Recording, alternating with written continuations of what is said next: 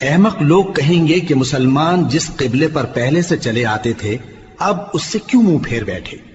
تم کہہ دو کہ مشرق اور مغرب سب اللہ ہی کا ہے، وہ جس کو چاہتا ہے سیدھے رستے پر چلاتا ہے، اور اسی طرح ہم نے تم کو امت معتدل بنایا ہے تاکہ تم لوگوں پر گواہ بنو اور پیغمبر آخر الزمان صلی اللہ علیہ وآلہ وسلم تم پر گواہ بنے۔ اور جس قبلے پر تم پہلے تھے اس کو ہم نے اس لیے مقرر کیا تھا کہ معلوم کریں کہ کون ہمارے پیغمبر کا تابع رہتا ہے اور کون الٹے پاؤں پھر جاتا ہے۔ اور یہ بات یعنی تحویل قبلہ لوگوں کو گراں معلوم ہوئی، مگر جن کو اللہ نے ہدایت بخشی ہے وہ اسے گراں نہیں سمجھتے، اور اللہ ایسا نہیں کہ تمہارے ایمان کو یوں ہی ضائع کر دے۔ اللہ تو لوگوں پر بڑا مہربان ہے، صاحب رحمت ہے۔ اے پیغمبر صلی اللہ علیہ وآلہ وسلم، ہم تمہارا آسمان کی طرف منہ اٹھانا دیکھ رہے ہیں، سو ہم تم کو اسی قبلے کی طرف جس کو تم پسند کرتے ہو منہ کرنے کا حکم دیں گے۔ تو اپنا منہ مسجد حرام یعنی خانہ کعبہ کی طرف پھیر لو، اور تم لوگ جہاں ہوا کرو نماز پڑھنے کے وقت اسی مسجد کی طرف منہ کر لیا کرو۔ اور جن لوگوں کو کتاب دی گئی ہے وہ خوب جانتے ہیں کہ یہ نیا قبلہ ان کے پروردگار کی طرف سے حق ہے، اور جو کام یہ لوگ کرتے ہیں اللہ ان سے بے خبر نہیں۔ اور اگر تم ان اہل کتاب کے پاس تمام نشانیاں بھی لے کر آؤ تو بھی یہ تمہارے قبلے کی پیروی نہ کریں، اور تم بھی ان کے قبلے کی پیروی کرنے والے نہیں ہو، اور ان میں سے بھی بعض کے قبلے کے پیرو نہیں۔ اور اگر تم باوجود اس کے کہ تمہارے پاس علم یعنی اللہ کا حکم آ چکا ہے ان کی خواہشوں کے پیچھے چلو گے تو ظالموں میں ہو جاؤ گے۔ جن لوگوں کو ہم نے کتاب دی ہے وہ ان پیغمبر آخر الزمان صلی اللہ علیہ وآلہ وسلم کو اس طرح پہچانتے ہیں جس طرح اپنے بیٹوں کو پہچانا کرتے ہیں، مگر ایک فریق ان میں سے سچی بات کو جان بوجھ کر چھپا رہا ہے۔ اے پیغمبر صلی اللہ علیہ وآلہ وسلم، یہ نیا قبلہ تمہارے پروردگار کی طرف سے حق ہے، تو تم ہرگز شک کرنے والوں میں نہ ہونا، اور ہر ایک شخص کے لیے ایک سمت مقرر ہے جدھر وہ عبادت کے وقت منہ کیا کرتا ہے، تو تم نیکیوں میں سبقت حاصل کرو۔ تم جہاں ہوگے اللہ تم سب کو جمع کرے گا، بے شک اللہ ہر چیز پر قادر ہے۔ اور تم جہاں سے نکلو نماز میں اپنا منہ مسجد حرام کی طرف کر لیا کرو، بے شبہ یہ تمہارے پروردگار کی طرف سے حق ہے، اور تم لوگ جو کچھ کرتے ہو اللہ اس سے بے خبر نہیں۔ اور تم جہاں سے نکلو مسجد حرام کی طرف منہ کر کے نماز پڑھا کرو، اور مسلمانوں تم جہاں ہوا کرو اسی مسجد کی طرف رخ کیا کرو۔ یہ تاکید اس لیے کی گئی ہے کہ لوگ تم کو کسی طرح کا الزام نہ دے سکیں، مگر ان میں سے جو ظالم ہیں وہ الزام دیں تو دیں، سو ان سے مت ڈرنا اور مجھی سے ڈرتے رہنا، اور یہ بھی مقصود ہے کہ میں تم کو اپنی تمام نعمتیں بخشوں، اور یہ بھی کہ تم راہ راست پر چلو۔ جس طرح من جملہ اور نعمتوں کے ہم نے تمہیں میں سے ایک رسول بھیجے ہیں جو تم کو ہماری آیتیں پڑھ پڑھ کر سناتے اور تمہیں پاک بناتے، اور کتاب یعنی قرآن اور دانائی سکھاتے ہیں، اور ایسی باتیں بتاتے ہیں جو تم پہلے نہیں جانتے تھے، سو تم مجھے یاد کیا کرو، میں تمہیں یاد کیا کروں گا، اور میرا احسان مانتے رہنا اور میری ناشکری نہ کرنا۔ اے ایمان والو، صبر اور نماز سے مدد لیا کرو، بے شک اللہ صبر کرنے والوں کے ساتھ ہے۔ اور جو لوگ اللہ کی راہ میں مارے جائیں ان کی نسبت یہ نہ کہنا کہ وہ مرے ہوئے ہیں، وہ مردہ نہیں بلکہ زندہ ہیں، لیکن تم کو شعور نہیں۔ اور ہم کسی قدر خوف اور بھوک اور مال اور جانوں اور میووں کے نقصان سے تمہاری آزمائش کریں گے، اور صبر کرنے والوں کو بشارت سنا دو کہ ان لوگوں پر جب کوئی مصیبت واقع ہوتی ہے تو کہتے ہیں کہ ہم اللہ ہی کا مال ہیں اور اسی کی طرف لوٹ کر جانے والے ہیں۔ یہی لوگ ہیں جن پر ان کے پروردگار کی عنایتیں ہیں اور خصوصی رحمت بھی ہے، اور یہی سیدھے رستے پر ہیں۔ بے شک کوہ صفا اور مروہ اللہ کی نشانیوں میں سے ہیں، تو جو شخص خانہ کعبہ کا حج یا عمرہ کرے اس پر کچھ گناہ نہیں کہ دونوں کے درمیان چکر لگائے، بلکہ یہ ایک نیک کام ہے، اور جو کوئی نیک کام کرے تو اللہ قدردان ہے، دانا ہے۔ جو لوگ ہمارے حکموں اور ہدایتوں کو جو ہم نے نازل کی ہیں کسی غرض فاسد سے چھپاتے ہیں، باوجود کہ ہم نے ان کو لوگوں کے سمجھانے کے لیے اپنی کتاب میں کھول کھول کر بیان کر دیا ہے۔ ایسوں پر اللہ اور تمام لعنت کرنے والے لعنت کرتے ہیں۔ ہاں، جو توبہ کرتے ہیں اور اپنی حالت درست کر لیتے ہیں اور احکام الہی کو صاف صاف بیان کر دیتے ہیں تو میں ان کے قصور معاف کر دیتا ہوں، اور میں بڑا معاف کرنے والا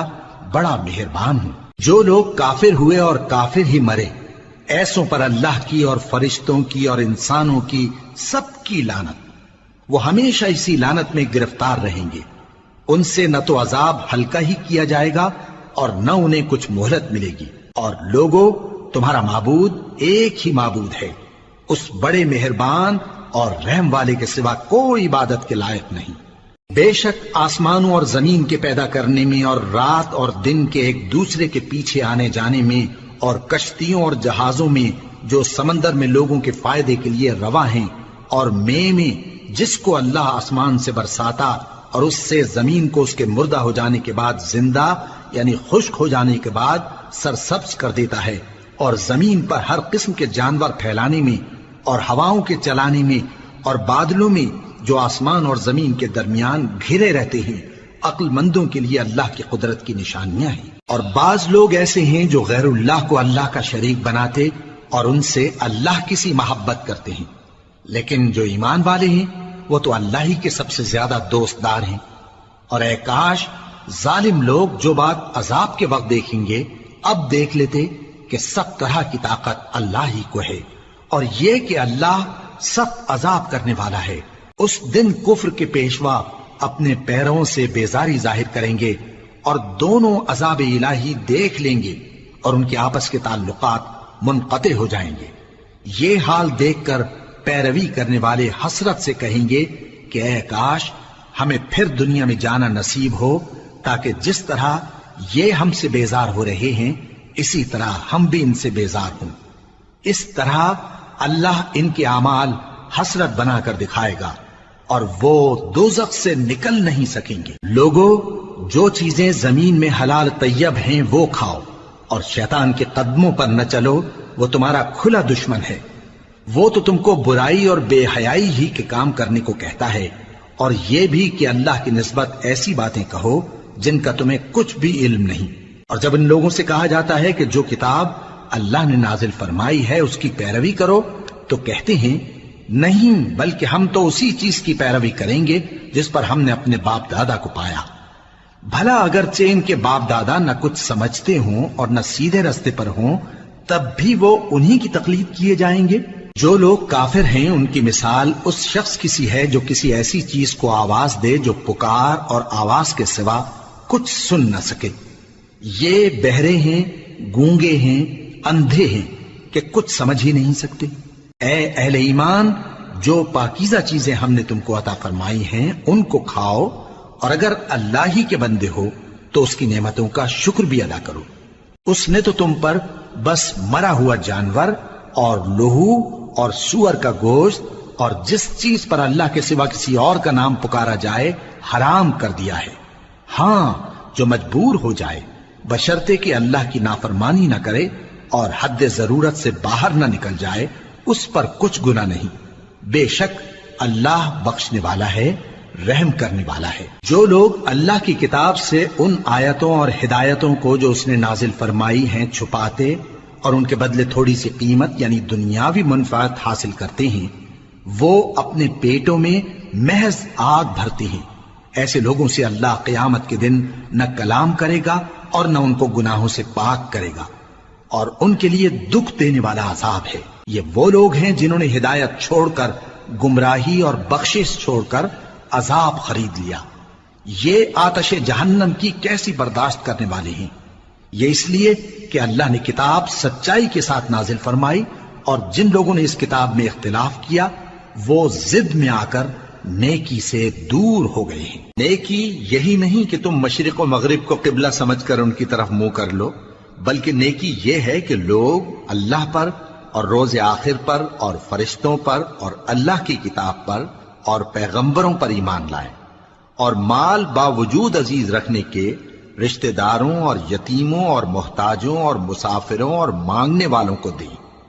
اور گردنوں کے چھڑانے میں خرچ کریں، اور نماز پڑھیں اور زکات دیں، اور جب عہد کر لیں تو اس کو پورا کریں، اور سختی اور تکلیف میں اور جنگ کے وقت ثابت قدم رہیں۔ یہی لوگ ہیں جو ایمان میں سچے ہیں، اور یہی ہیں جو اللہ سے ڈرنے والے ہیں۔ مومنوں، تم کو مقتولوں کے بارے میں قصاص یعنی خون کے بدلے خون کا حکم دیا جاتا ہے، اس طرح پر کہ آزاد کے بدلے آزاد مارا جائے، اور غلام کے بدلے غلام، اور عورت کے بدلے عورت۔ اور اگر قاتل کو اس کے مقتول بھائی کے قصاص میں سے کچھ معاف کر دیا جائے تو وارث مقتول کو پسندیدہ طریق سے قرارداد کی پیروی یعنی مطالبہ خون بہا کرنا اور قاتل کو خوشخوئی کے ساتھ ادا کرنا چاہیے۔ یہ تمہارے پروردگار کی طرف سے تمہارے لیے آسانی اور مہربانی ہے۔ اب جو اس کے بعد زیادتی کرے اس کے لیے دکھ کا عذاب ہے۔ اور اے اہل عقل، حکم قصاص میں تمہاری زندگانی ہے کہ تم قتل و خونریزی سے بچو۔ تم پر فرض کیا جاتا ہے کہ جب تم میں سے کسی کو موت کا وقت آ جائے تو اگر وہ کچھ مال چھوڑ جانے والا ہو تو ماں باپ اور رشتہ داروں کے لیے دستور کے مطابق وصیت کر جائے۔ اللہ سے ڈرنے والوں پر یہ ایک حق ہے۔ پھر جو شخص وصیت کو سننے کے بعد اس کو بدل ڈالے تو اس کے بدلنے کا گناہ انہی لوگوں پر ہے جو اس کو بدلیں، اور بے شک اللہ سنتا جانتا ہے۔ اب اگر کسی کو وصیت کرنے والے کی طرف سے کسی وارث کی طرفداری یا حق تلفی کا اندیشہ ہو تو اگر وہ وصیت کو بدل کر وارثوں میں صلح کرا دے تو اس پر کچھ گناہ نہیں، بے شک اللہ بخشنے والا ہے، رحم والا ہے۔ مومنوں، تم پر روزے فرض کیے گئے ہیں جس طرح تم سے پہلے لوگوں پر فرض کیے گئے تھے تاکہ تم پرہیزگار بنو۔ روزوں کے دن گنتی کے چند روز ہیں، تو جو شخص تم میں سے بیمار ہو یا سفر میں ہو تو دوسرے دنوں میں روزوں کا شمار پورا کر لے۔ اور جو لوگ روزہ رکھنے کی طاقت رکھیں لیکن رکھیں نہیں، وہ روزے کے بدلے محتاج کو کھانا کھلا دیں۔ اور جو کوئی اپنی مرضی سے زیادہ نیکی کرے تو اس کے حق میں زیادہ اچھا ہے، اور اگر سمجھو تو روزہ رکھنا ہی تمہارے حق میں بہتر ہے۔ روزوں کا مہینہ رمضان کا مہینہ ہے جس میں قرآن اول نازل ہوا جو لوگوں کا رہنما ہے اور جس میں ہدایت کی کھلی نشانیاں ہیں اور جو حق و باطل کو الگ الگ کرنے والا ہے۔ تو جو کوئی تم میں سے اس مہینے میں موجود ہو چاہیے کہ پورے مہینے کے روزے رکھے، اور جو بیمار ہو یا سفر میں ہو تو دوسرے دنوں میں روزے رکھ کر ان کا شمار پورا کر لے۔ اللہ تمہارے حق میں آسانی چاہتا ہے اور سختی نہیں چاہتا، اور یہ آسانی کا حکم اس لیے دیا گیا ہے کہ تم روزوں کا شمار پورا کر لو، اور اس احسان کے بدلے کہ اللہ نے تم کو ہدایت بخشی ہے تم اس کو بزرگی سے یاد کرو اور اس کا شکر کرو۔ اور اے پیغمبر، جب تم سے میرے بندے میرے بارے میں دریافت کریں تو انہیں معلوم ہو کہ میں تو تمہارے پاس ہی ہوں۔ جب کوئی پکارنے والا مجھے پکارتا ہے تو میں اس کی دعا قبول کرتا ہوں، تو ان کو چاہیے کہ میرے حکموں کو مانیں اور مجھ پر ایمان رکھیں تاکہ نیک رستہ پائیں۔ روزوں کی راتوں میں تمہارے لیے اپنی عورتوں کے پاس جانا جائز کر دیا گیا ہے، وہ تمہاری پوشاک ہیں اور تم ان کی پوشاک ہو۔ اللہ کو معلوم ہے کہ تم ان کے پاس جانے سے اپنے حق میں خیانت کرتے تھے، سو اس نے تم پر مہربانی کی اور تمہاری حرکات سے درگزر فرمائی، تو اب تم کو اختیار ہے کہ ان سے مباشرت کرو۔ اور اللہ نے جو چیز تمہارے لیے لکھ رکھی ہے یعنی اولاد، اس کو اللہ سے طلب کرو اور کھاؤ اور پیو یہاں تک کہ صبح کی سفید دھاری رات کی سیاہ دھاری سے الگ نظر آنے لگے، پھر روزہ رکھ کر رات تک پورا کرو۔ اور جب تم مسجدوں میں اعتکاف بیٹھتے ہو تو ان سے مباشرت نہ کرو، یہ اللہ کی حدیں ہیں، ان کے پاس نہ جانا۔ اسی طرح اللہ اپنی آیتیں لوگوں کے سمجھانے کے لیے کھول کھول کر بیان فرماتا ہے تاکہ وہ پرہیزگار بنے۔ اور آپس میں ایک دوسرے کا مال ناحق نہ کھاؤ اور نہ اس کو رشوتاً حاکموں کے پاس پہنچاؤ تاکہ لوگوں کے مال کا کچھ حصہ ناجائز طور پر کھا جاؤ، اور اسے تم جانتے بھی ہو۔ اے پیغمبر، لوگ تم سے نئے چاند کے بارے میں دریافت کرتے ہیں کہ گھٹتا بڑھتا کیوں ہے۔ کہہ دو کہ وہ لوگوں کے کاموں کی میعادیں اور حج کے وقت معلوم ہونے کا ذریعہ ہے، اور نیکی اس بات میں نہیں کہ احرام کی حالت میں گھروں میں ان کے پچھواڑے کی طرف سے آؤ، بلکہ نیکوکار وہ ہے جو پرہیزگار ہو، اور گھروں میں ان کے دروازوں سے آیا کرو اور اللہ سے ڈرتے رہو تاکہ کامیاب ہو جاؤ۔ اور جو لوگ تم سے لڑتے ہیں تم بھی اللہ کی راہ میں ان سے لڑو، مگر زیادتی نہ کرنا، کہ اللہ زیادتی کرنے والوں کو دوست نہیں رکھتا،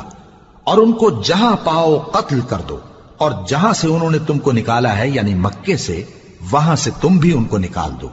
اور دین سے گمراہ کرنے کا فساد قتل و خونریزی سے کہیں بڑھ کر ہے، اور جب تک وہ تم سے مسجد حرام یعنی خانہ کعبہ کے پاس نہ لڑیں تم بھی وہاں ان سے نہ لڑنا۔ ہاں اگر وہ تم سے لڑیں تو تم ان کو قتل کر ڈالو، کافروں کی یہی سزا ہے۔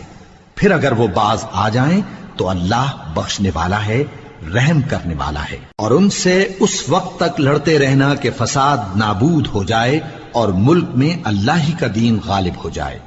پھر اگر وہ فساد سے باز آ جائیں تو ظالموں کے سوا کسی پر زیادتی نہیں کرنی چاہیے۔ ادب کا مہینہ ادب کے مہینے کے مقابل ہے، اور ادب کی چیزیں ایک دوسرے کا بدلہ ہیں۔ پس اگر کوئی تم پر زیادتی کرے تو جیسی زیادتی وہ تم پر کرے ویسی ہی تم اس پر کرو، اور اللہ سے ڈرتے رہو اور جان رکھو کہ اللہ ڈرنے والوں کے ساتھ ہے۔ اور اللہ کی راہ میں مال خرچ کرو اور اپنے آپ کو ہلاکت میں نہ ڈالو، اور نیکی کرو، بے شک اللہ نیکی کرنے والوں کو دوست رکھتا ہے۔ اور اللہ کی خوشنودی کے لیے حج اور عمرے کو پورا کرو، اور اگر راستے میں روک لیے جاؤ تو جیسی قربانی میسر ہو کر دو، اور جب تک قربانی اپنے مقام پر نہ پہنچ جائے سر نہ منڈاؤ۔ اور اگر کوئی تم میں بیمار ہو یا اس کے سر میں کسی طرح کی تکلیف ہو تو اگر وہ سر منڈا لے تو اس کے بدلے روزے رکھے یا صدقہ دے یا قربانی کرے۔ پھر جب تکلیف دور ہو کر تم مطمئن ہو جاؤ تو جو تم میں حج کے وقت تک عمرے سے فائدہ اٹھانا چاہے وہ جیسی قربانی میسر ہو کرے،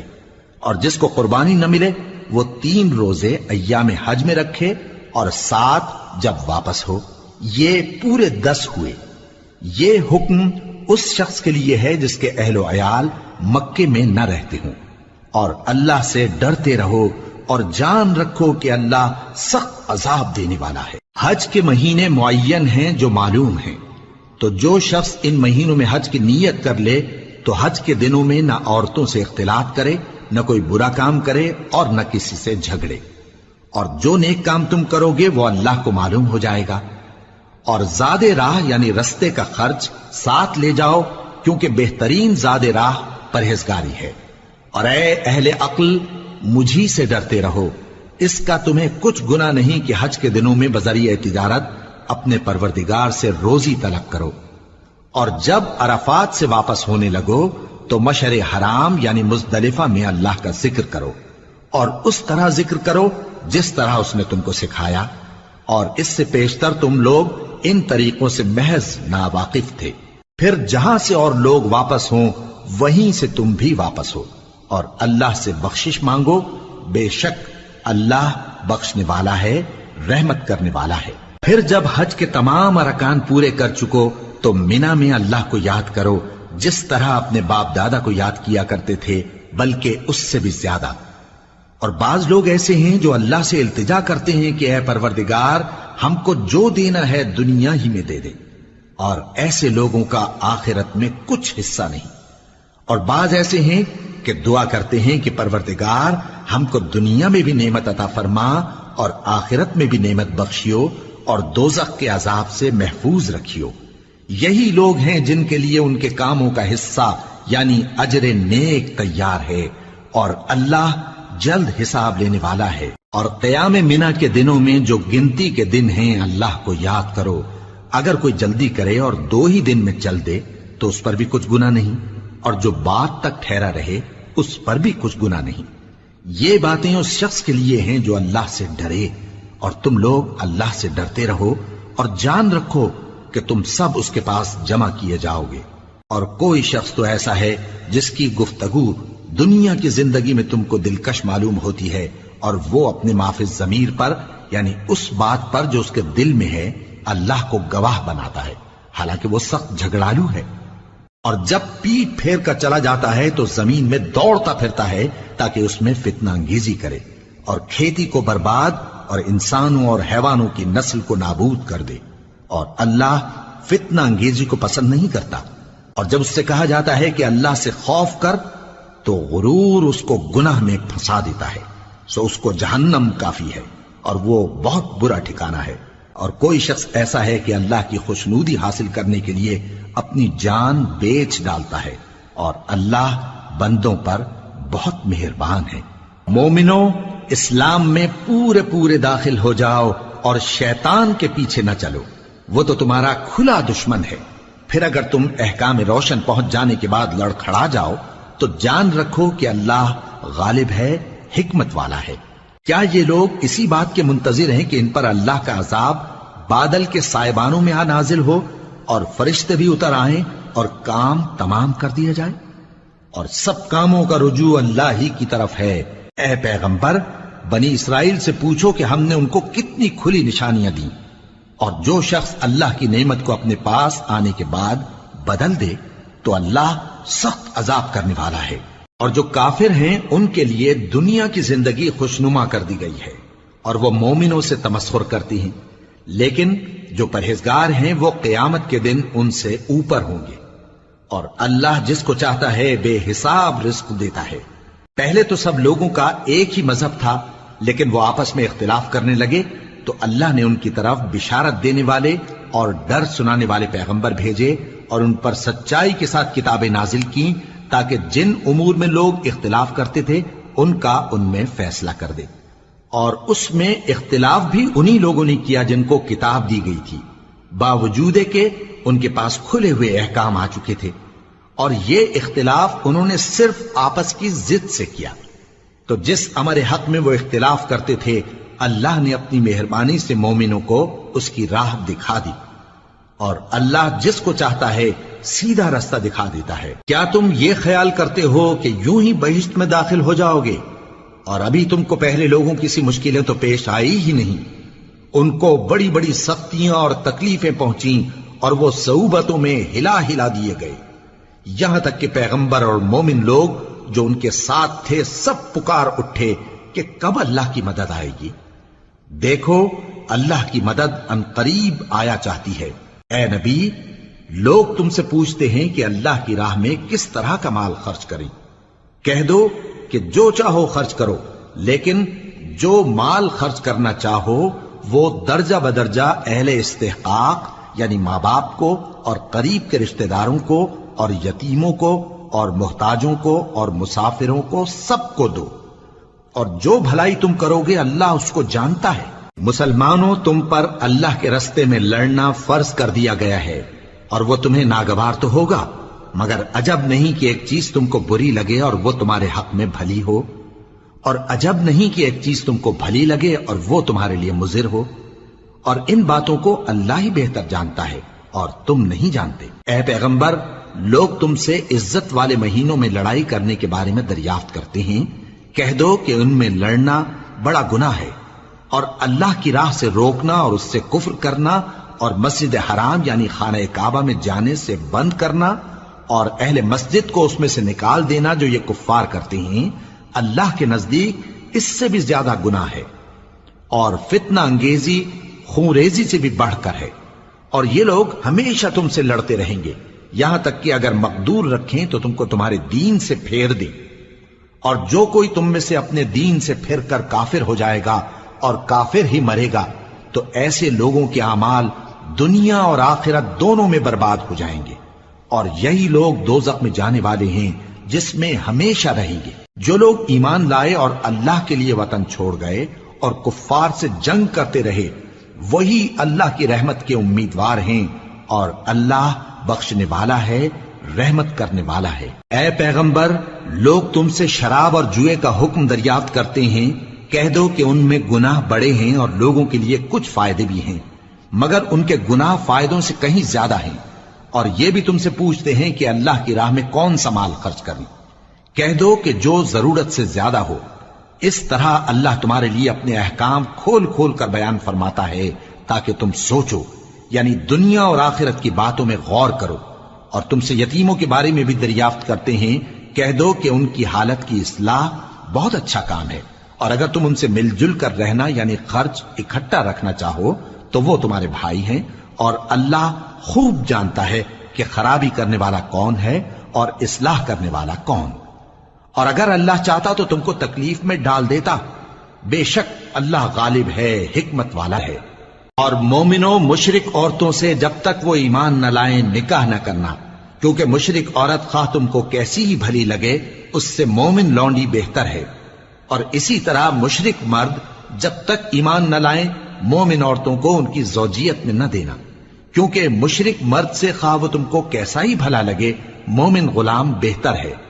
یہ مشرک لوگوں کو دوزخ کی طرف بلاتی ہیں، اور اللہ اپنی مہربانی سے بہشت اور بخشش کی طرف بلاتا ہے، اور اپنے حکم لوگوں سے کھول کھول کر بیان کرتا ہے تاکہ نصیحت حاصل کریں۔ اور تم سے حیض کے بارے میں دریافت کرتے ہیں، کہہ دو وہ تو نجاست ہے، سو ایام حیض میں عورتوں سے کنارہ کش رہو، اور جب تک وہ پاک نہ ہو جائیں ان سے مقاربت نہ کرو۔ ہاں جب وہ پاک ہو جائیں تو جس طریق سے اللہ نے تمہیں ارشاد فرمایا ہے ان کے پاس جاؤ، کچھ شک نہیں کہ اللہ توبہ کرنے والوں اور پاک صاف رہنے والوں کو دوست رکھتا ہے۔ تمہاری عورتیں تمہاری کھیتی ہیں، تو اپنی کھیتی میں جس طرح چاہو جاؤ، اور اپنے لیے نیک عمل آگے بھیجو، اور اللہ سے ڈرتے رہو، اور جان رکھو کہ ایک دن تمہیں اس کے روبرو حاضر ہونا ہے۔ اور اے پیغمبر ایمان والوں کو بشارت سنا دو، اور اللہ کے نام کو اس بات کا ہیلہ نہ بنانا کہ اس کی قسمیں کھا کھا کر سلوک کرنے اور پرہیزگاری کرنے اور لوگوں میں صلح و سازگاری کرانے سے رک جاؤ، اور اللہ سب کچھ سنتا ہے جانتا ہے۔ اللہ تمہاری لغو قسموں پر تم سے مواخذہ نہیں کرے گا، لیکن جو قسمیں تم قصد دلی سے کھاؤ گے ان پر مواخذہ کرے گا، اور اللہ بخشنے والا ہے بردبار ہے۔ جو لوگ اپنی عورتوں کے پاس جانے کی قسم کھا لیں ان کو 4 مہینے تک انتظار کرنا چاہیے۔ اگر اس عرصے میں قسم سے رجوع کر لیں تو اللہ بخشنے والا ہے، مہربان ہے، اور اگر طلاق کا ارادہ کر لیں تو بھی اللہ سنتا ہے جانتا ہے۔ اور طلاق والی عورتیں 3 حیض تک اپنے تئیں روکے رہیں، اور اگر وہ اللہ اور روز قیامت پر ایمان رکھتی ہیں تو ان کو جائز نہیں کہ اللہ نے جو کچھ ان کے شکم میں پیدا کیا ہے اس کو چھپائیں، اور ان کے خاوند اگر پھر موافقت چاہیں تو اس مدت میں وہ ان کو اپنی زوجیت میں لے لینے کے زیادہ حقدار ہیں۔ اور عورتوں کا حق مردوں پر ویسا ہی ہے جیسے دستور کے مطابق مردوں کا حق عورتوں پر ہے، البتہ مردوں کو عورتوں پر 1 درجہ فضیلت ہے، اور اللہ غالب ہے، صاحب حکمت ہے۔ طلاق صرف 2 بار ہے، یعنی جب 2 دفعہ طلاق دے دی جائے تو پھر عورتوں کو یا تو بطریق شائستہ نکاح میں رہنے دینا ہے یا بھلائی کے ساتھ چھوڑ دینا، اور یہ جائز نہیں کہ جو مہر تم ان کو دے چکے ہو اس میں سے کچھ واپس لے لو۔ ہاں اگر زن و شوہر کو خوف ہو کہ وہ اللہ کی حدوں کو قائم نہیں رکھ سکیں گے تو اگر عورت خاوند کے ہاتھ سے رہائی پانے کے بدلے میں کچھ دے ڈالے تو دونوں پر کچھ گناہ نہیں۔ یہ اللہ کی مقرر کی ہوئی حدیں ہیں، ان سے باہر نہ نکلنا، اور جو لوگ اللہ کی حدوں سے باہر نکل جائیں گے وہ گناہگار ہوں گے۔ پھر اگر شوہر 2 طلاقوں کے بعد تیسری طلاق عورت کو دے دے تو اس کے بعد جب تک عورت کسی دوسرے شخص سے نکاح نہ کر لے اس پہلے شوہر پر حلال نہ ہوگی۔ ہاں اگر دوسرا خاوند بھی طلاق دے دے اور عورت اور پہلا خاوند پھر ایک دوسرے کی طرف رجوع کر لیں تو ان پر کچھ گناہ نہیں، بشرطے کہ دونوں یقین کریں کہ اللہ کی حدوں کو قائم رکھ سکیں گے، اور یہ اللہ کی حدیں ہیں، ان کو وہ ان لوگوں کے لیے بیان فرماتا ہے جو علم رکھتے ہیں۔ اور جب تم عورتوں کو 2 دفعہ طلاق دے چکو اور ان کی عدت پوری ہو جائے تو انہیں یا تو حسن سلوک سے نکاح میں رہنے دو یا بطریق شائستہ رخصت کر دو، اور اس نیت سے ان کو نکاح میں نہ رہنے دینا چاہیے کہ انہیں تکلیف دو اور ان پر زیادتی کرو، اور جو ایسا کرے گا وہ اپنا ہی نقصان کرے گا۔ اور اللہ کے احکام کو ہنسی اور کھیل نہ بناؤ،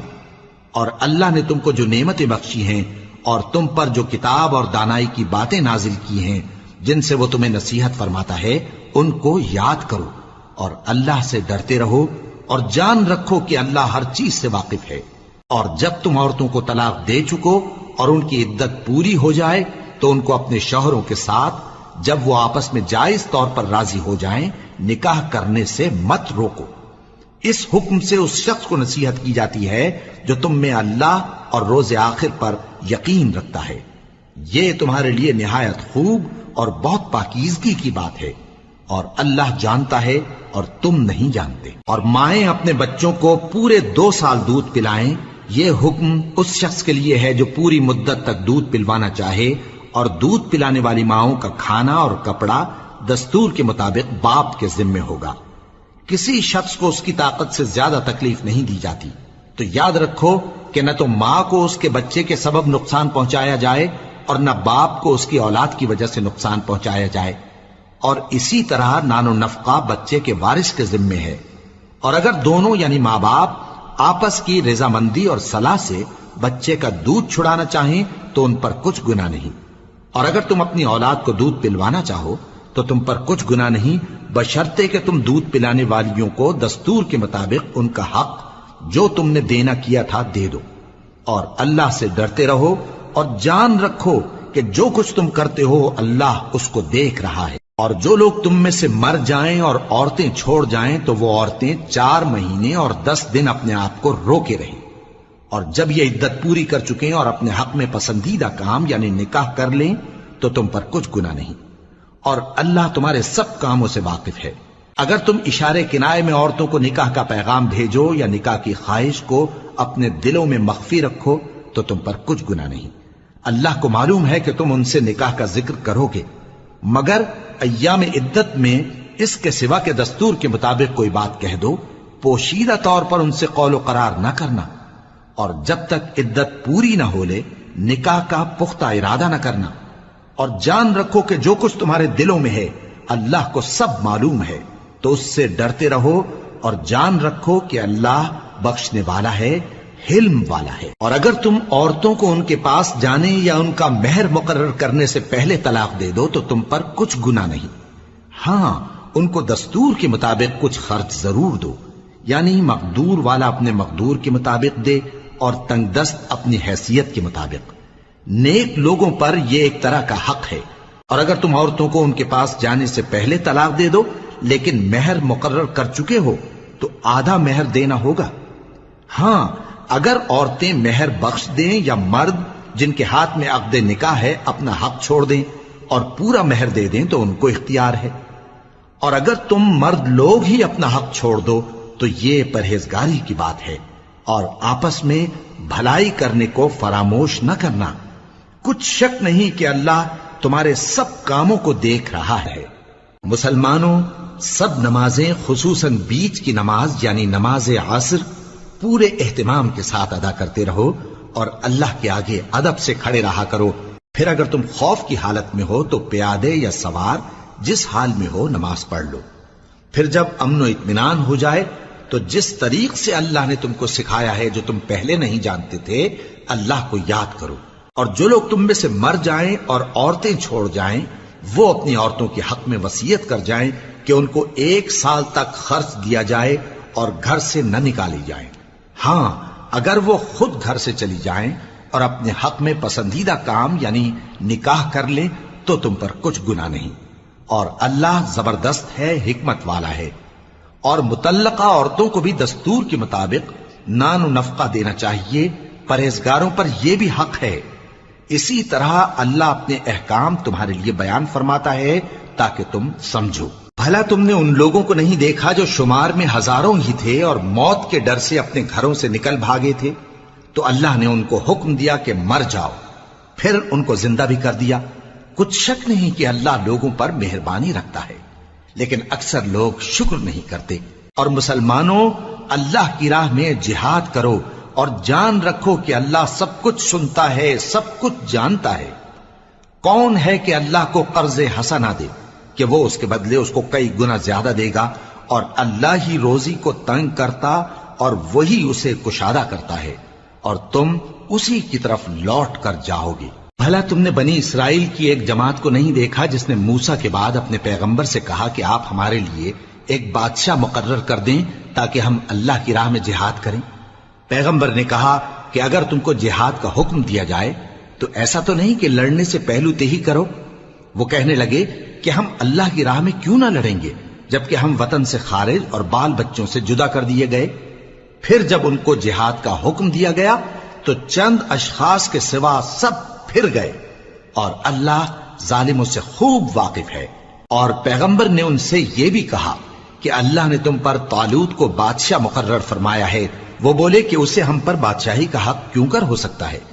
اس سے بڑھ کر بادشاہی کے مستحق تو ہم ہیں، اور اس کے پاس تو بہت سی دولت بھی نہیں۔ پیغمبر نے کہا کہ اللہ نے اس کو تم پر فضیلت دی ہے اور بادشاہی کے لیے منتخب فرمایا ہے۔ اس نے اسے علم بھی بہت سا بخشا ہے اور تن و توش بھی بڑا عطا کیا ہے، اور اللہ کو اختیار ہے جسے چاہے بادشاہی بخشے، وہ بڑا کشائش والا ہے، دانا ہے۔ اور پیغمبر نے ان سے کہا کہ ان کی یعنی طالوت کی بادشاہی کی نشانی یہ ہے